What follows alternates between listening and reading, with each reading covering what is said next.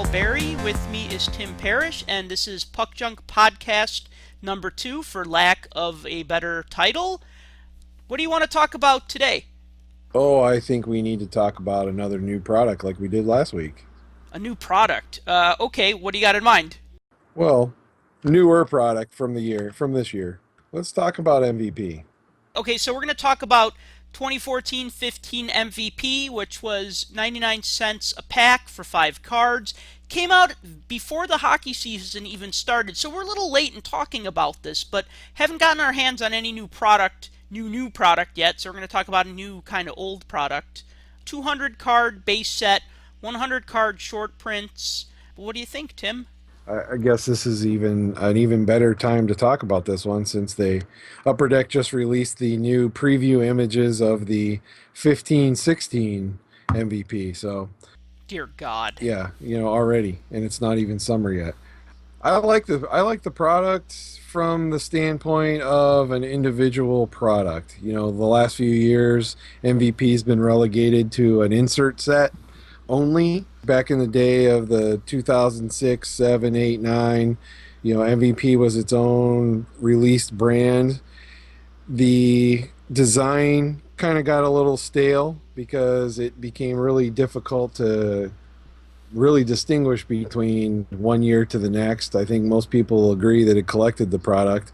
It's really hard to tell the difference between one year from the next because the white border and the design.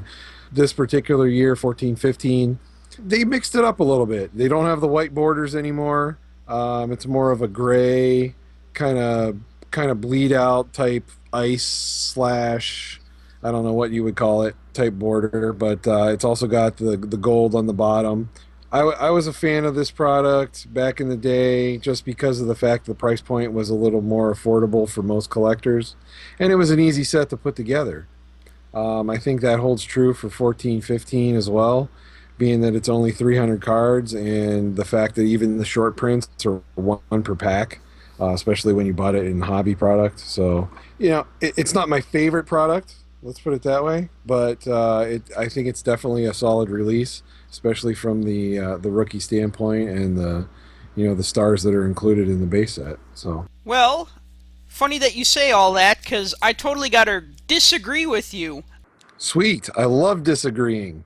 And I gotta tell you, when MVP came out, it's like my spider sense went off. I was just like, "Don't buy it, don't buy it." That's you just. I knew that it was gonna not be a very good product. I did buy a couple of packs just because that's what I do. I mean, if you're a wine drinker, you sample new wines, right, when they come out. Or if you smoke cigars, you try a cigar, even a certain brand of cigar, even though you know it's probably not going to be a great cigar, right? So, Sure. uh, same holds true with card collectors. A couple bucks, dollar a pack. There's such a thing as a bad cigar? I don't know. I, I'm not a Okay. cigar smoker. I mean, obviously I'm a card collector. I have one vice, that's enough.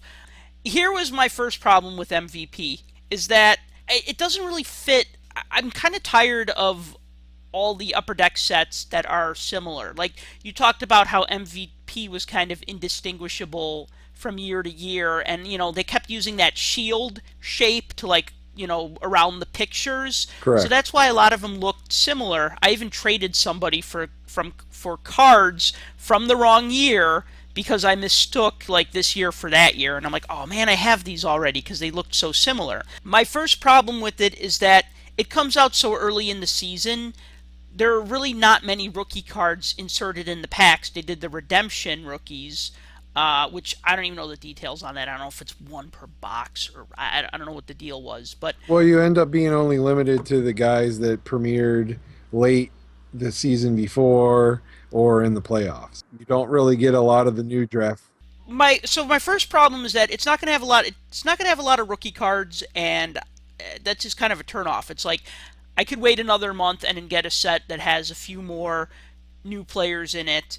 Secondly, a 200 card base set, 100 card short print set.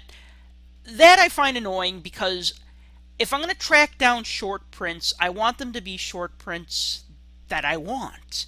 And rookie cards usually are enough of a motivation for most people. They'll even pay $3 to $5 for a young gun of a player that doesn't pan out just because they want that short print. But the short prints in this year's MVP set is a mix of a couple of rookies, a couple of retired greats like Patrick Waugh. I actually have a Patrick Waugh card, and then some of the big stars like Sidney Crosby.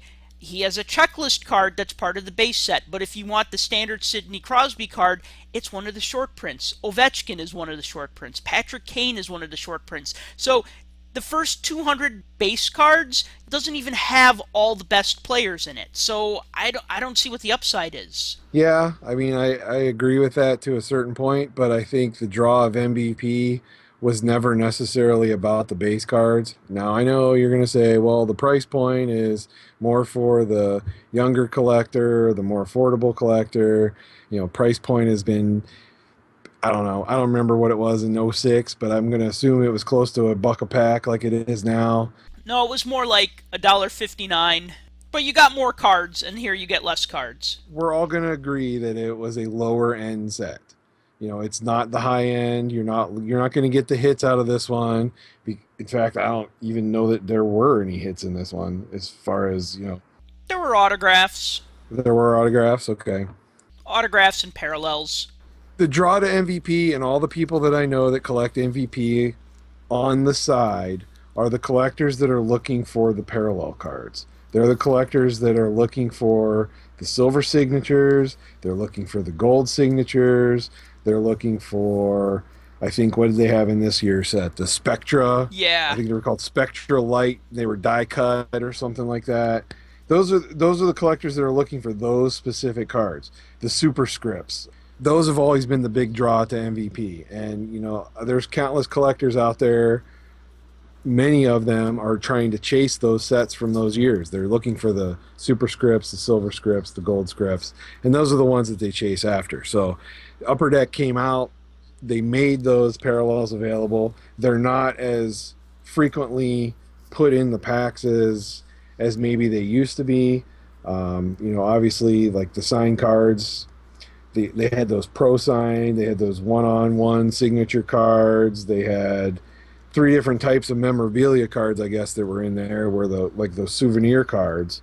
But the fact that they hit like one out of 320 packs or one out of 200 and some packs, people weren't going to find those. So there was definitely a thrill to the chase. And just from my standpoint, like I said, I'm not a huge fan of this set, but I think it was a solid release just from the standpoint that they didn't necessarily recycle the same design that they could have.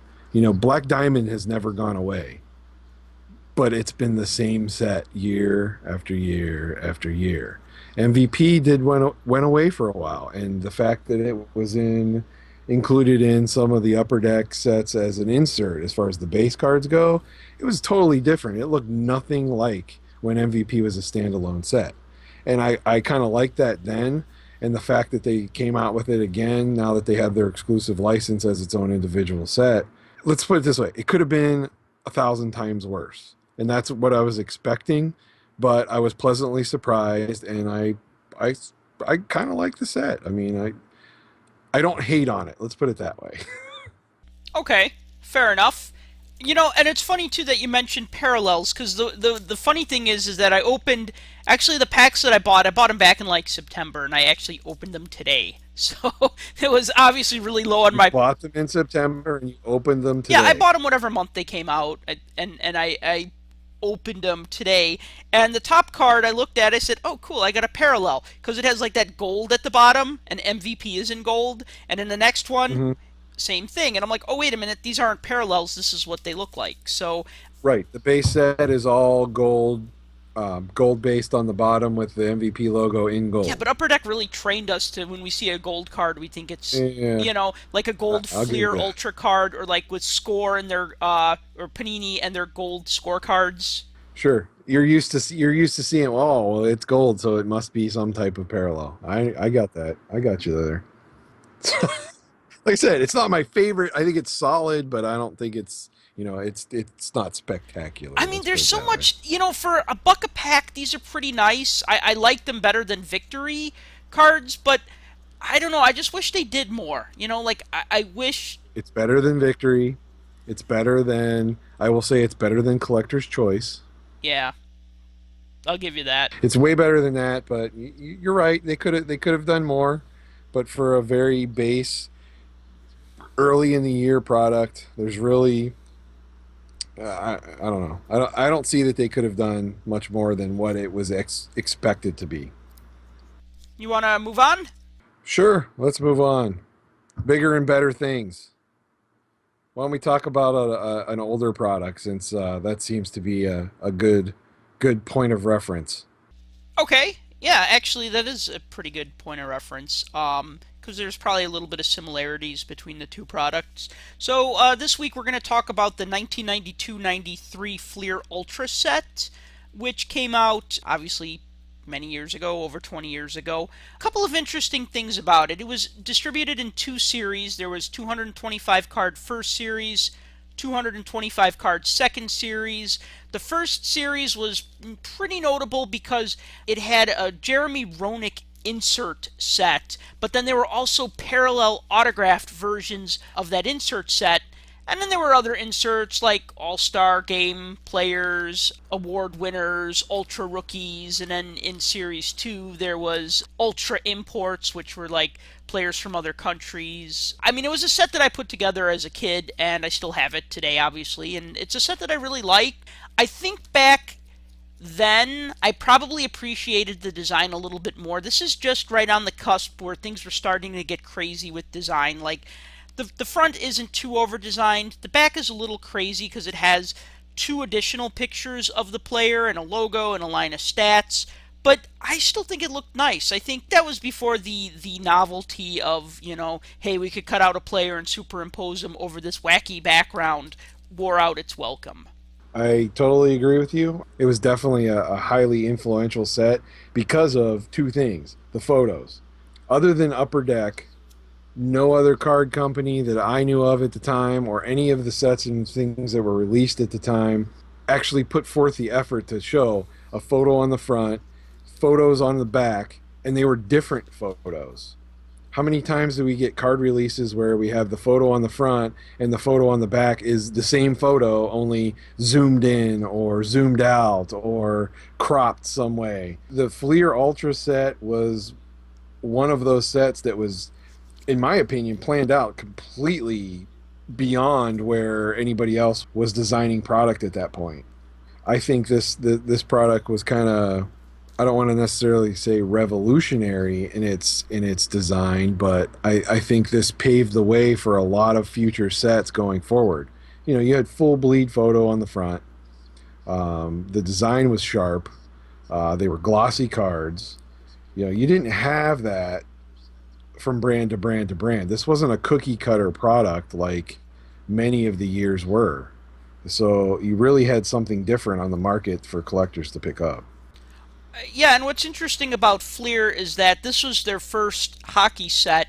So they kind of skipped, if you think of like the Fleer baseball cards from the 80s and like the Fleer basketball cards from like the late 80s, early 90s, I mean, they were not really great cards other than maybe nostalgia. I mean, I'm sure they all have their own merits, but like Fleer just started, when they started with hockey, they didn't have any ugly ducklings. They went for this really nice set, which I think raised the stakes, especially with Pro Set on its way out that year. I like the set. I mean, people will complain that it was overproduced, but so what? If you're going to get an Well, what overproduced. was it? What That's the thing. What wasn't overproduced in that time frame? There wasn't, even the limited cards, the cards that were short printed per se. To 35,000 copies. Yeah, and I say that with the quotation mark. I'm doing the quotation mark thing like Austin Powers. That's exactly it. 35,000 print run on a set. Okay, well, to 1992, 93 standard, that was limited. To today's standards, people scoff at that and they laugh at that. But back then, 35,000 copies, 50,000 copies, that was way better than anything else that was coming out at 150,000 copies or 200,000 copies. I mean, people turned the printing presses on and they never turned them off for months at a time. And just stuff was overproduced and overproduced. This was in a time of overproduced product. This was the one premium product, I guess, again in quotation marks, that people could actually get their hands on. And even now today, I think the product stands on its own. I mean, if it wasn't that popular and if people didn't like it, I don't think Upper Deck would have put it in, used it as the focus of the 2012-13 Fleer Retro. Oh yeah. That was one of the key designs in the series of retro that came out that year. I really like. I mean that again, that was one of the first higher, I guess, higher end sets that I went after. The rookies that were in there were probably not the best rookie class ever. Obviously, one of my personal collection guys had his rookie card in there, and that was Bill Guerin. You know, he was in Series 2, I believe. But you know, you had people like Martin Straka in there. I think Roman Hammerlick, the journeyman that kind of is the butt of a lot of people's jokes at this point in time. But you know, you're right in what you said earlier. You know, that Jeremy Roenick insert set, that was a hot item.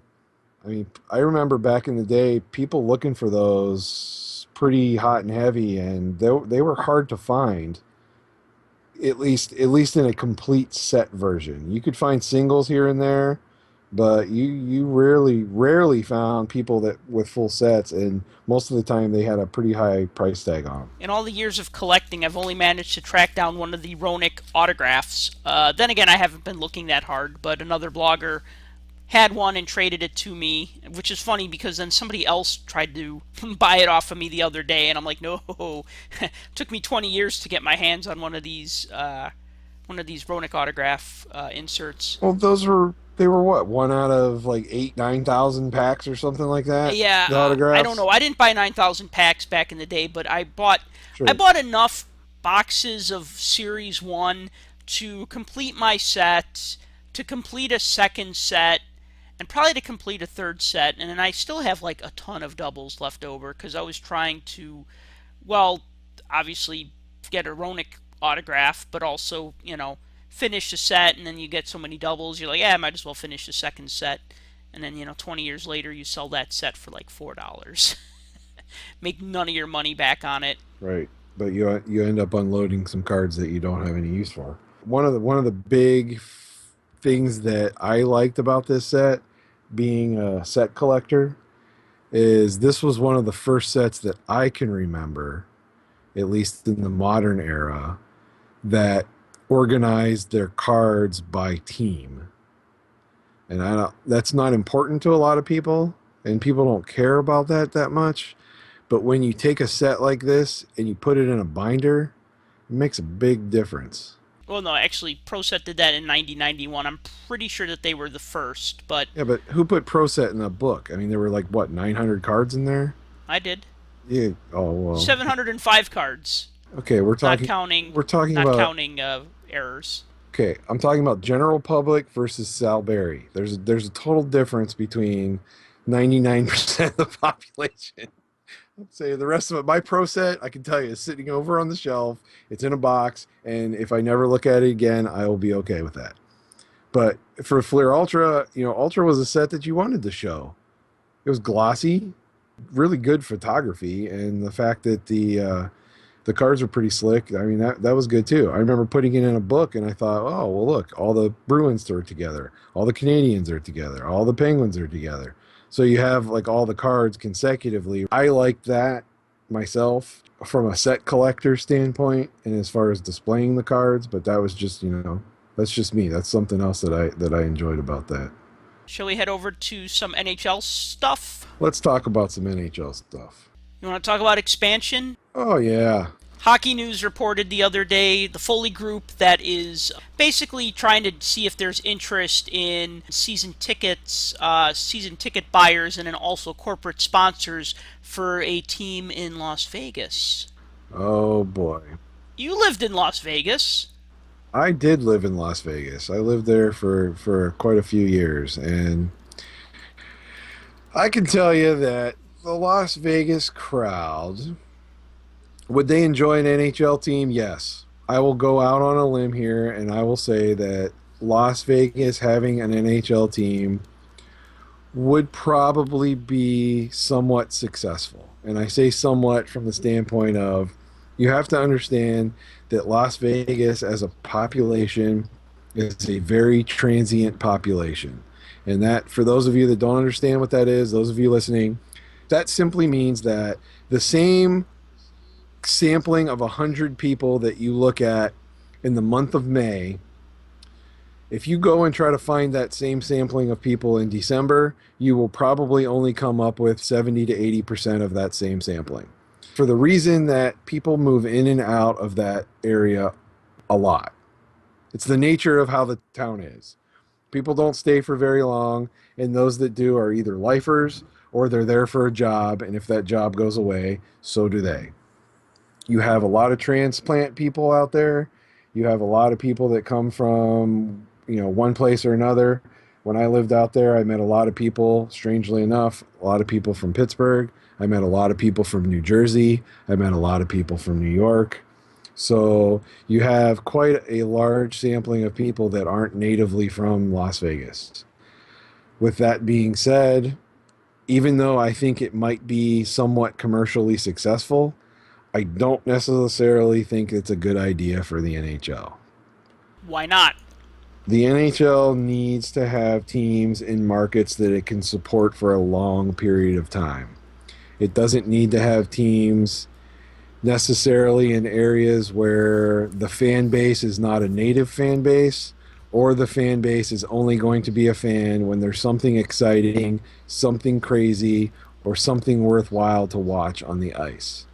Prime example of that is pretty much every marketed team currently in the NHL that consistently misses the playoffs year after year after year after year. Obviously, we all know the issues that the Phoenix Coyotes have, or what are they? The Arizona Coyotes, I guess now. The last thing I read about that was the city is thinking about revoking the rights to their stadium, or whatever it is for their new the funding for their new stadium. I mean, it's drama one thing after the other, and that's because they can't. Let's be honest, they can't put butts in seats. That's really what it is. And if you can't maintain that for a long period of time, your investors and everybody else that's got a share in that product, they're going to start questioning what's going on. And if you can't support a team year after year because you may not be able to fill the stadium, there's going to be a problem. You've got countless numbers of markets around the country that would be much more supportive. When I say country, I mean US and Canada, North America. Because how many years have we heard people say we need to get a team in Hamilton? How many years did we hear we need to get a team back in Winnipeg? Okay, now we do, and we see what happens. I mean, they have sellout games. During the team makes the playoff, they have complete and total whiteouts. I mean, that was impressive when they would show that on TV for a team that just showed up a couple years ago that hadn't been there for so many years. There's that kind of support. I'm not saying that every team that's hurting in United States should move to Canada, but I'm not thinking that Vegas is necessarily the answer. So if you were going to put, okay, so if the NHL went from 30 to 32 teams, where would you put two teams? As far as geographically, or as far as in what division you would put them in, or We'll worry about the divisions later. I mean, that's part of it of my thinking. But I mean, I think everybody says Quebec City and Hamilton, right? sure, Or give Toronto a second team and Quebec, right? give Toronto a second team. I didn't even know they had a first team. Sorry to all you Leafs fans out there, but come on, you all know. The one Leaf fan that would be Al Kawamoto listening to this right now, and I don't think the rest of them are aware of this podcast. Well, eventually they will be. Um, Geographically speaking, there's so many teams over on the East Coast, on the East Side. I mean, it's funny, like if you look at a map, Chicago's in the Western Conference, but it's closer to Pittsburgh than San Jose. True, and I think they did that with realignment this past year, where Detroit got moved out of the West and now moved into the East, trying to get all of the teams kind of organized. So essentially, what did they do? Draw a line through Western Michigan down through Indiana, and said, okay, everybody on the west side goes here and everybody on the east side goes there. That's certainly the way you could describe it based off of how the line's been drawn. If I was going to put two more teams on this map, looking at this map and looking where there are teams and where there are no teams, a team in Las Vegas would make sense because it is so relatively close to San Jose, to Los Angeles, to Anaheim, to Phoenix, to even Colorado, or excuse me, Denver, the Colorado Avalanche. That makes sense. And I know for years, for decades, they've always been saying, why doesn't Seattle have a hockey team? I guess because nobody in Seattle wants to buy a hockey team. But like, if I could just plunk two places down on the map, be Seattle and Las Vegas. That's what I would bring up too. Why not the Pacific Northwest? I mean, you have Vancouver up there. Would you not put a Seattle team because Vancouver is so close in proximity? And at the same time, okay, well, what's your definition of proximity? I mean, does Calgary fall into that proximity to the Pacific Northwest? I don't know. Seattle seems to be a logical place. Nevada, always been the biggest obstacle. Putting a team in Nevada. You have legalized gambling in the state. How do you justify having a professional sports team in the same state that gambling is legal? How do you not draw the line between the conflict of interest between a pro team playing where gambling is legal? And I think that's always been kind of the big issue versus whether or not you could fill a stadium or whether or not you could sell merchandise or any of that kind of stuff. But you got to look where the population is. I mean, that's the bottom line. You look at a map of the West. Where are the teams? You got a few teams in Canada. You got three in California. You have one barely hanging on in Arizona. You have one in Colorado. The rest of them really are in the Midwest. And then you have the stars in Texas. That's it. There's nothing else. Gary Bettman has been, maligned for a lot of the places that did get expansion teams, like say Nashville, right? And all along, I see what he's doing, and it's working. He's trying to make people who are not fans into fans, and it's working. I mean, Nashville, I know they had some trouble a couple years ago. It makes sense to put teams where there's a large population. I mean, look at California. Now you got kids who grew up in the '90s who are getting drafted in the NHL, and they're from California. I mean, who would have thought of that 40, 30 years ago, right? But you don't think we're past that point now where it's new, it's this new thing. Yeah, let's build this up. I mean, California is long past that. I mean, they talk about every year. Look at all these guys that we have coming in the rookie class. Oh, this guy came from California. Oh, this guy came from California. It's pretty common now. And you're right, it's because of that. It's because of that, late 80s, early 90s era where, let's face it, why do kids play hockey in California? Because Wayne Gretzky went to the Kings. Whether you're a fan of that decision or not, or whether you still, bemoan that decision, it is what it is. It grew the hockey market in California to the point now where you have three teams in California and they compete. I mean, look at what we have here potentially going to the finals. We have the Ducks. The Ducks are one of the last four teams in. The Kings won the cup last year. The Sharks, they won a couple games. They they won the President's Trophy once or twice. You have the markets there that can support that, but you also have that population. I don't know that Vegas is going to be able to support that team. Don't get me wrong. I love Vegas. I loved living out there. Sports out there, people are hungry for sports. When I lived there, the Las Vegas 51s, they were a baseball team. They were a minor league team for the Padres. They have since changed, or were they for the Dodgers? Maybe they were for the Dodgers, but they've since shifted. They're called the 51s now. Don't even get me started on that name. Obviously, Area 51 played a large part in naming that team, but a lot of people go to those games. A lot of people go to see them, and it's minor league baseball.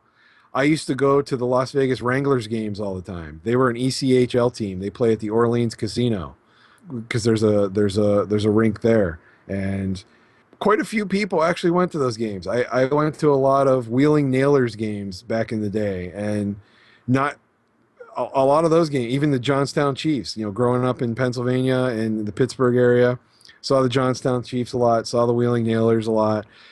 Both of those events, going to those games, they were great, but I can honestly say that some of the times, the going to the Vegas Wranglers games, there were more people there. And they do a lot of things for families, a lot of promotions for kids and stuff like that. They really do a good job. They do a great job with it. Do I think that an NHL team could do the same thing? Sure, but for the long haul, I don't think people are going to latch on to it. It's going to be new for a year, maybe two, maybe even three. But if they can't put a product on the ice that wins consistently, you're going to lose the fans and they're going to walk away because there's a million other things that are going to garner people's interest out there.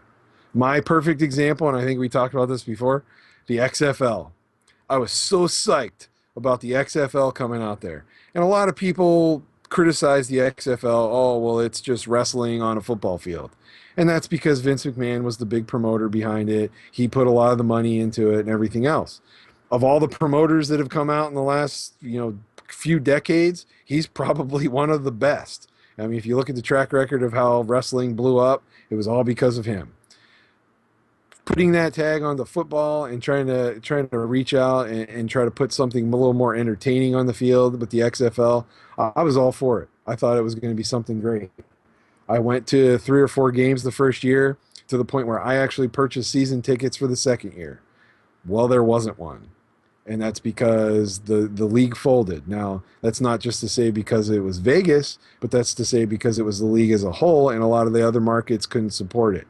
Vegas lost interest very quickly because 2 years after that, you bring up conversations about the Las Vegas Outlaws, which was the team out there, and most of the people you talk with, the simple answer was who, because nobody knew what in the world you were talking about. And that's only because those people that you were talking with were not there.